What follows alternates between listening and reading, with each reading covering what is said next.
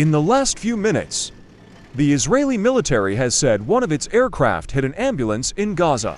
The Israel Defense Forces said its soldiers had assessed that the vehicle was being used by a Hamas terrorist cell and that a number of Hamas operatives were killed in the strike. We emphasize that this area is a battle zone.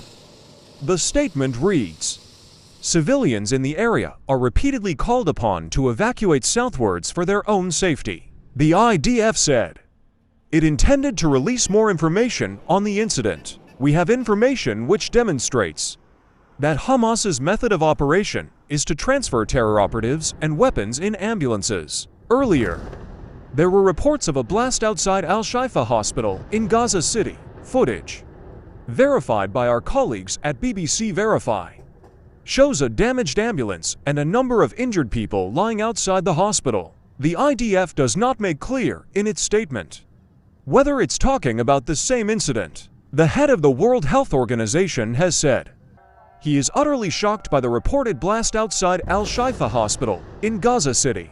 Earlier, Gaza's Hamas-run health ministry said several citizens were killed and dozens wounded in an Israeli strike at the entrance to Al-Shifa Hospital.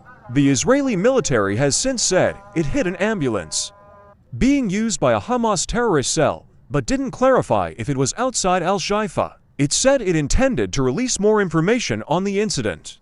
Israel has vowed there will be no ceasefire until Hamas is dismantled. Hezbollah leader made a speech today. The wording of Hassan Nasrallah's speech was very careful.